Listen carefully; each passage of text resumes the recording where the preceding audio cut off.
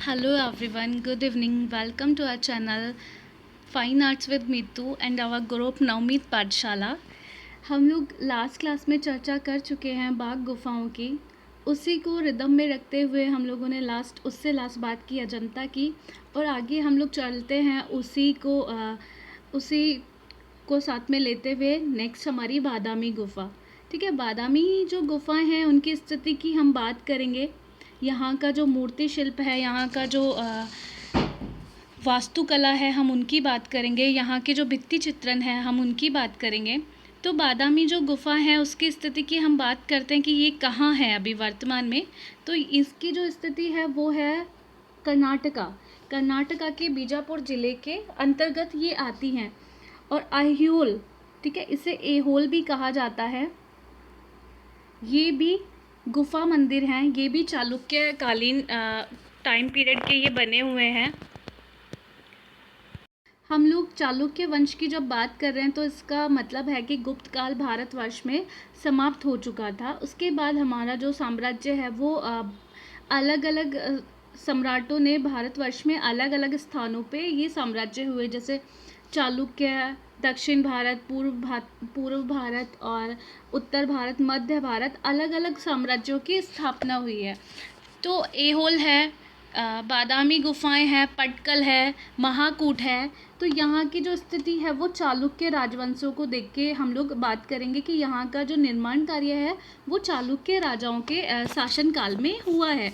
तो हम लोग यहाँ की बात करें कि वातापी जो गुफाएं हैं ये बादामी गुफाओं का ही प्राचीन नाम है, और इसी को वातापीपुरम और वातापी दो नामों से जाना भी जाता है, वातापीपुरम और वातापी। तो यहाँ की जो स्थिति है वो कर्नाटका में है।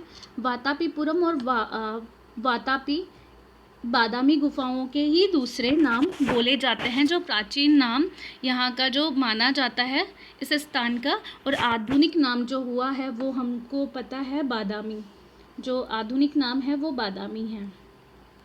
यहाँ के जो वास्तुशिल्प है, मूर्ति कला है, ये विष्णु की प्रतिमा है, गुफा संख्या 3 की। तो हम देख सकते हैं अभी आप यहाँ का जो देखेंगे, यहाँ का मूर्ति स्टाइल है, ये जैन गुफा का जो है वो हमें देखने को मिल रहा है। जैन तीर्थंकर जो होते हैं उनका स्कल्पचर है। ये गुफा संख्या 4 है, तो एक बार देख लीजिए। उसके बाद में आती है, हम खोज की बात करेंगे। तो थोड़ा सा यहाँ मिसप्रिंट हुआ है। यहाँ की जो खोज है वो 1995 नहीं, 1935 ना होके 19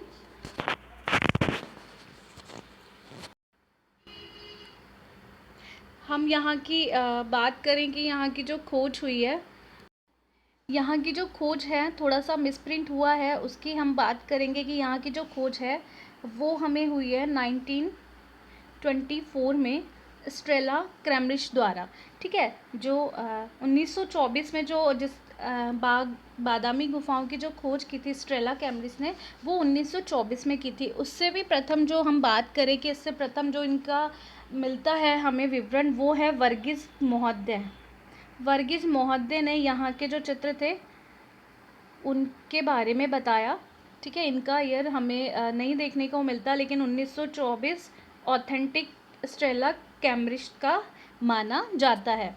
उसके बाद में हम लोग बात करते हैं यहाँ की हिस्ट्री की। ठीक है, तो यहाँ का जो हिस्ट्री रहा है वो क्या रहा है। तो हमें पता है कि वाकाटक और गुप्त काल यहाँ ख़त्म हो चुका था। उसके बाद में जो शक्तिशाली साम्राज्य हमारे सामने आया वो था जो चालुक्य। 6वीं शताब्दी से 8वीं शताब्दी का ये उदय माना जाता है। तो यहाँ जो चालुक्य वंश था उनके जो प्रथम शासक रहे हैं वो रहे हैं पुलकेशिन। ठीक है, पुलकेशिन जो प्रथम शासक रहे हैं, इनका जो टाइम पीरियड माना जाता है वो 533 से 566 ईस्वी। इनके जो पुत्र हुए कीर्तिवर्मन, ठीक है, और कीर्तिवर्मन के जो पुत्र हुए इन्हीं के नाम से पुलकेशिन द्वितीय। ये बहुत ज़्यादा प्रतापी शासक मानते थे, लेकिन कीर्तिवर्मन के मरने के उपरांत उनका जो छोटा भाई था मंगलेश चालुक्य साम्राज्य का शासक बना, और यहीं से उन्होंने जो वातापीपुरम की बात करते हैं उसको उन्होंने अपनी राजधानी बनाया। और ये जो मंगलेश हैं, ये कला के बहुत बड़े महान शासक माने जाते हैं, संरक्षक माने जाते हैं मंगलेश जो हैं, ठीक है। और इन्हीं के टाइम पीरियड में जो महाबलीपुरम है, कांचीपुरम है, बादामी की जो चौथी गुफा है, ये बहुत ज़्यादा इम्पोर्टेंट है, बादामी की चौथी गुफा। तो बादामी की चौथी गुफा की हम चर्चा क्यों कर रहे हैं, क्योंकि यहीं का एक जो लेख प्राप्त हुआ है हमें, ये मंगलेश के शासनकाल का हमें गुफा संख्या 4 में लेख प्राप्त हुआ है। गुफा संख्या 4 की हम बात करेंगे, ठीक है, कि कौन सी गुफा है ये, तो हम उसकी बात करेंगे। तो थोड़ा सा नोट कर लें इस चीज़ को कि मंगलेश का जो लेख प्राप्त हुआ है बादामी की चौथी गुफा में, ठीक है। तो यही पता चलता है कि इन्हीं के काल में गुफा संख्या 4 का निर्माण हुआ है। तो बादामी की हम लोग बात करें कि जो गुफा हैं, ये चित्रकारी के लिए भी बहुत ज़्यादा महत्वपूर्ण है, वास्तुकारी भी इसमें अद्भुत है, और शिल्प सज्जा जो मुख्य मंडप जो होते हैं उनकी दृष्टि से सर्वश्रेष्ठ मानी जाती हैं, कि जो मंडप बने हुए हैं उनमें बहुत अच्छा जो स्कल्पचर जो है उसकी दृष्टि से ये बहुत ज़्यादा, जो बादामी गुफाएं हैं ये बहुत ज़्यादा इम्पोर्टेंट मानी जाती है, और बहुत ही सर्वश्रेष्ठ यहाँ का जो स्कल्पचर है वो हमको देखने को मिलता है। अब हम लोग बात करते हैं कि यहाँ का जो गुफाओं का जो निर्माण काल रहा है उसका संबंध में कुछ तथ्य हम लोगों को देखने को मिलते हैं। तो यहाँ का जो टाइम पीरियड माना जाता है, नॉर्मली हम लोग कह सकते हैं कि 6वीं 7वीं शताब्दी के बाद का जो टाइम पीरियड रहा है वो हम लोग मानते हैं।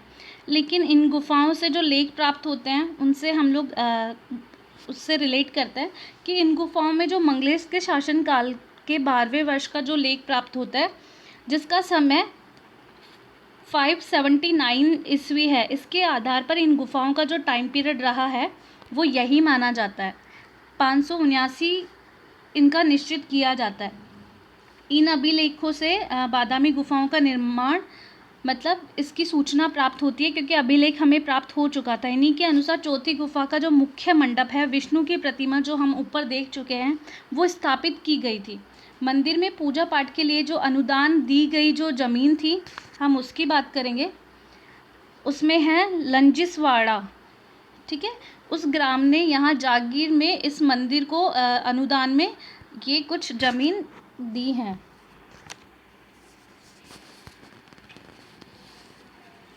बादामी के अलंकरण संबंधित जो अभिलेख से स्पष्ट होता है कि यहाँ मंगलेश की सभा के चित्रकार जो थे वो वाकाटक के समय से चली आ रही परंपराओं का पालन कर रहे थे। जो वाकाटक जो टाइम पीरियड रहा है, गुप्तकालीन जो टाइम पीरियड रहा है, जो वहाँ की चित्रकारी जो चित्रकार थे, वहाँ की जो चित्रकारी वो लोग जिन चीज़ों को फॉलो कर रहे थे, वही परंपरा का पालन ये यहाँ बादामी केव्स पे कर रहे थे, चालुक्य शासनकाल में कर रहे थे। तो इससे हमें अनुमान है कि जो वाकाटक शासनकाल में जो बनी हुई गुफाएं हैं ये इससे पहले बनी हैं। उसके बाद में जो बादामी गुफाओं का निर्माण होता है वो चालुक्य टाइम पीरियड में होता है। तो इससे ये पता चलता है कि ये बादामी गुफा ये बाद की गुफाएं हैं। और पुलकेशिन द्वितीय का शासनकाल का जो टाइम पीरियड रहा है वो रहा है 608 से 642। तो इनके टाइम पीरियड में भी कुछ हमें उदाहरण देखने को मिलते हैं बादामी गुफाओं के। बादामी गुफाओं के जो चित्रों का टाइम रहा है वो दोनों के शासनकाल का माना जाता है, ठीक है, कि इन दोनों के टाइम पीरियड में यहाँ के चित्रों का, यहाँ के भित्ति चित्रण, यहाँ की जो मूर्ति शिल्प हैं वो इनके शासनकाल में बनी हैं। यहाँ जो बादामी गुफाओं की हम बात करें कि यहाँ पे कितनी गुफाएं मिली हैं और किस किस धर्म से गुफाएं मिली हैं, तो हम देखेंगे कि यहाँ की जो गुफाएं हैं उनकी जो संख्या है वो सिर्फ 4 है। तो बादामी में जो गुफा मिली है हमको 4 गुफाएं मिली हैं। उसमें से गुफा संख्या जो प्रथम है वो मिली है शैव धर्म से संबंधित, गुफा संख्या 2 और 3 मिली है वो मिली है वैष्णव धर्म से संबंधित, और गुफा संख्या जो 4 है वो मिली है हमें जैन धर्म से संबंधित। तो हम कह सकते हैं कि गुफा संख्या 4 और 3 है ये वैष्णव धर्म से संबंधित है, ठीक है। ये वैष्णव नहीं, सॉरी, ये ब्राह्मण धर्म से संबंधित हम इसको बोलेंगे। गुफा संख्या 1 और गुफा संख्या 4 जो हैं ये ब्राह्मण धर्म से संबंधित।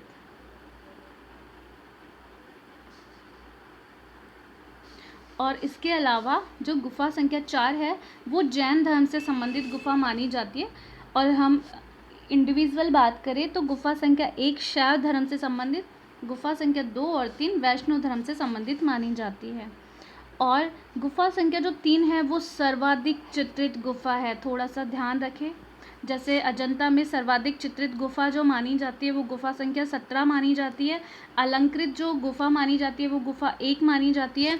नवनिर्मित जो गुफा मानी जाती है वो 1 और 2 मानी जाती है। ऐसे ही गुफा संख्या जो 3 की हम बात कर रहे हैं उसमें सर्वाधिक चित्र पाए जाते हैं और सबसे बड़ी गुफा मानी जाती है।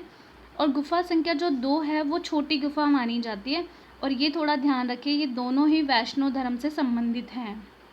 गुफा संख्या 2 और 3 ये दोनों वैष्णव धर्म से संबंधित मानी जाती हैं। अब हम लोग आगे बढ़ते हैं। हम बात करते हैं कला इतिहासकार जो पर्सी ब्राउन है, उनके कुछ कोट्स हैं कि बादामी गुफाओं के विषय में उन्होंने लिखा है कि बादामी गुफाओं के भीतर आकर उनको ऐसा फील होता है कि मतलब सच में मनुष्य चकित रह जाता है।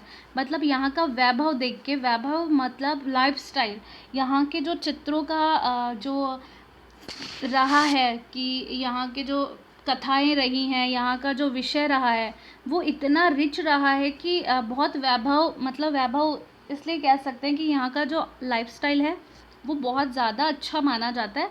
तो यहाँ जो आता है वो एकदम से शॉक्ड हो जाता है कि यहाँ की चित्रकारी को देख के, वास्तुशिल्प को देख के कि बहुत सुंदर, क्योंकि गुप्त काल का जो रहा है वहीं के कलाकार, वाकाटक टाइम के जो कलाकार रहे हैं उन्होंने यहाँ का निर्माण किया, तो वो जो थोड़ा चेंज आया वो बहुत अच्छा लगा। यहाँ देख के हम लोग कह सकते हैं कि यहाँ सच में बहुत अच्छा माना जाता है। तो यहाँ पर्सी ब्राउन का एक कोट्स हमको देखने को मिलता है। फिर यहाँ की हम चित्रों की प्रतिलिपि की बात करें कि तो हम लोग देखते हैं कि ललित कला अकादमी के निमंत्रण पर JM अहिलवासी, JM, ठीक है, जगन्नाथ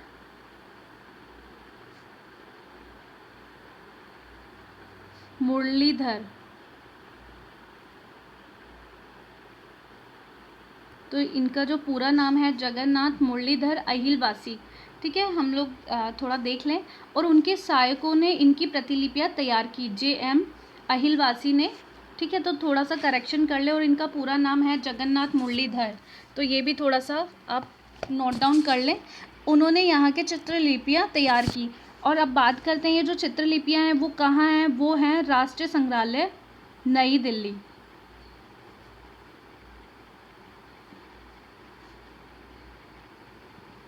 यहाँ के जो चित्रों की प्रतिलिपियाँ हैं वो है नेशनल म्यूज़ियम दिल्ली, ठीक है। तो थोड़ा सा ये आप लोग देख लें, स्क्रीनशॉट ले लें इसका कि JM अहिलवासी ने यहाँ के जो चित्रों की प्रतिलिपियाँ तैयार की। और ये जो चित्र की प्रतिलिपियाँ हैं वो नेशनल म्यूज़ियम न्यू दिल्ली में ये रखी हुई हैं। अब हम लोग बात करते हैं कि यहाँ के जो चित्रों का विषय रहा है, यहाँ के जो चित्र रहे हैं वो कौन से रहे हैं। तो यहाँ के चित्रों और मूर्तिकला की हम लोग बात करें तो ये अलग अलग हम लोगों को देखने को मिलती हैं। हम लोग पहले चित्रों का विषय देख लेते हैं कि चित्र कौन कौन से रहे हैं।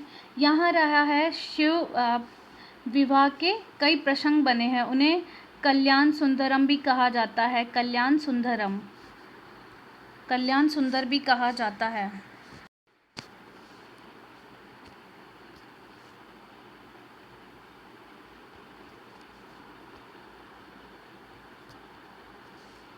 जो शिव पार्वती के विवाह के प्रसंग में जो चित्र बने हैं वो हैं कल्याण सुंदर, तो थोड़ा सा ध्यान दें। और ये जो 18 भुजी जो शिव है, 18 भुजी शिव है, ये 5 फीट की प्रतिमा है। ये है हम लोगों को देखने को मिलेगी नटराज की। ये हम स्कल्पचर का जो अलग से टॉपिक हम लोग करेंगे बादामी गुफाओं को लेके, जो पूर्व मध्यकालीन के जो मंदिर हैं हम उनकी बातें करेंगे, तो उनमें आपको स्कल्पचर भी देखने को मिलेंगे। उसके अलावा कीर्तिवर्मन को परिचायकों के साथ दिखाया गया है, ये चित्र है, ये स्कल्पचर है, ये जो है ये मूर्ति कला है। वराह की प्रतिमा, ये भी मूर्ति शिल्प है। और ये इंद्र सभा में गायन वादन का चित्र है ये। और उसके बाद में विरहणी, विरहणी का ये चित्र है, भावोत्पन्न के लिए प्रसिद्ध है ये। जैन तीर्थंकर जो हैं, जो गुफा संख्या 4 की बात करेंगे, गुफा संख्या 4, ठीक है, हम लोग देख सकते हैं जो स्कल्पचर है, मैं थोड़ा सा उनके आगे स्टार बना देती हूँ। देख चुके हैं शिव का जो प्रसंग है, जो ये 16 भुजी नहीं 18 भुजी है, 18 भुजा हैं, और ये 5 फुट का है, 5 फुट, और ये नटराज की प्रतिमा है, ठीक है, ये नटराज की प्रतिमा है। हम लोग स्कल्पचर की बात कर लेंगे। उसके बाद में कीर्तिवर्मन को परिचायकों के साथ दिखाते हुए ये चित्र है। वराह की प्रतिमा है, ये मूर्ति शिल्प हैं जिनको स्टार कर रही हूँ मैं। इंद्र सभा में गायन वादन, ये चित्र है। विरहणी रमणी, ये मतलब बहुत सुंदर भाव मुद्रा में ये हमें चित्र देखने को मिलता है। और 3 जैन तीर्थंकरों का यहाँ पे जो स्कल्पचर है, मूर्ति शिल्प है, ये हमको देखने को मिलता है। विषय जो महत्वपूर्ण है, जो 3 हैं, उनमें माने जाते हैं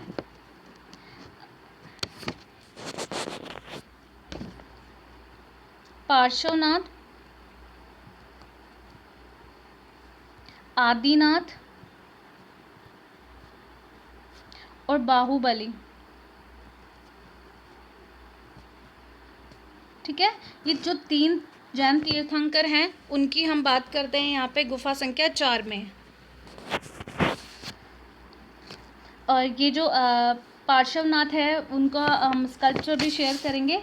जैसे नॉर्मली पार्श्वनाथ में जो नाग के जो फन होते हैं वो 7 होते हैं, लेकिन यहाँ पे जो नाग के फन मिले हैं हमें पार्श्वनाथ के, वो 5 मिले हैं।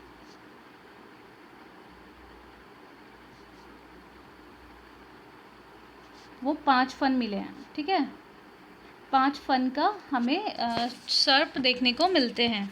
अब हम लोग थोड़ा सा चित्र देखें। विरहणी का जो चित्र है वो हम देख सकते हैं।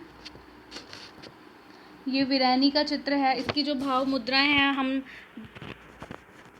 भाव मुद्रा जो है हम अच्छे से देख पा रहे हैं कि ये विरहणी जो है ये बहुत व्याकुल स्थिति में हमको देखने को मिल रही है। हम विरहणी की भाव मुद्राओं को एक बार देख सकते हैं कि यहाँ का जो फिगर है वो किस तरीके से व्याकुल है। उसके अलावा दासियों का जो समूह है वो भी हम देख सकते हैं, ठीक है। तो यहाँ की जो भाव मुद्राएं हैं, यहाँ का जो स्टाइल है, आप थोड़ा सा अलंकरण भी देख सकते हैं, यहाँ का हेयर स्टाइल भी देख सकते हैं, तो आपको पता चलेगा कि ये चीज़ें समय के साथ बहुत ज़्यादा बदलाव इन चीज़ों में आता है, ठीक है। यहाँ का जो भित्ति चित्रण है, यहाँ की जो हस्त मुद्रा है, ठीक है, वो भी हमको देखने को मिलती है। यहाँ का जो लाइन ड्रॉ है, जो फोर्स है, जो लयात्मकता है, वो हमें यहाँ देखने को मिल रही है।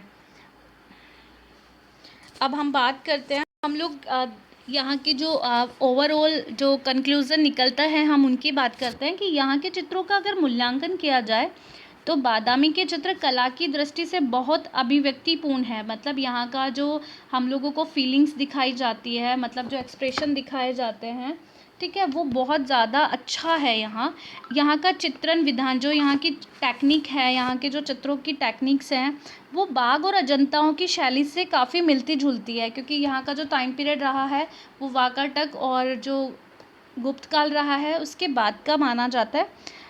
अजंता की भांति ही लौकिकता के पीछे आध्यात्मिकता और बौद्धिक तटस्थ है। मतलब जो लौकिकता की बात करें हम लोग, जो दिव्य चीज़ें हैं वहाँ की यहाँ से रिलेट है, क्योंकि यहाँ पे तीनों ही धर्मों को, जैसे शैव धर्म, ब्राह्मण और जैन धर्म को यहाँ रिलेट किया है। आध्यात्मिकता की और यहाँ बात की गई है। और बौद्धिक, मतलब यहाँ की जो हम लोग मेंटल स्थल की बात करें तो यहाँ पे जैसे विरहणी का जो दृश्य है वो बहुत ही मतलब ज़्यादा हम लोगों को रिलेट करता हुआ मिलता है कि कैसे उनकी जो फीलिंग्स है उनकी बात करता है। उसके अलावा जो यहाँ के जो चित्र हैं वो उत्कृष्ट दृष्टि से मतलब बहुत ऊपर पाए जाते हैं। लेकिन हम लोग जब बैलेंस की बात करें, अनुपात की बात करें, तो हम लोग देखते हैं कि वहाँ के जो चित्र हैं थोड़े से अनुपातहीन हैं। जो विरहणी का जो चित्र था हम लोगों ने बात की, उसका जो फिगर है वो मतलब थोड़ा सा जो हम लेडी फिगर की बात करते हैं उस हिसाब से भी हम देखें तो थोड़ा सा ये बहुत ब्रॉड दिख रहा है, तो थोड़ा सा अनुपातहीन चीज़ें हम लोगों को यहाँ देखने को मिलती है। लेकिन जब भाव की हम बात करें, यहाँ वीरानी का जो भाव है वो हम लोगों को पूरा प्रखरता, मतलब पूरे तरीके से पूरा जो इसमें भाव होना चाहिए वो उसकी दृष्टि से ये बहुत ज़्यादा हम लोग कह सकते हैं कि हम लोग जब एक्सप्रेशन की बात करें तो यहाँ के जो चित्र हैं वो उत्कर्ष कोटि के हैं। यहाँ के जो चित्र हैं ये बहुत ज़्यादा हम लोग बोल सकते हैं कि सर्वोत्कृष्ट माने जाते हैं। तो हम लोग एक बार बादामी को जो स्कल्पचर हैं हम उनकी भी बात करेंगे। अभी हमने चित्रों की बात की, तो स्कल्पचर का भी PDF जो हमारा होगा डॉक्यूमेंट्री, हम उनकी भी बातें करेंगे स्टेप बाय स्टेप की कौन कौन सी गुफा में कौन कौन से स्कल्पचर मिले हैं। ठीक है, नेक्स्ट क्लास में हम उनकी बात करेंगे। Thanks for watching. Please video को ज़्यादा से ज़्यादा शेयर करो। जिन्होंने सब्सक्राइब नहीं किया है चैनल, प्लीज़ सब्सक्राइब कर लो, लाइक शेयर। ठीक है, और कमेंट करके बताना कि वीडियो कैसा लगा। Okay, bye bye.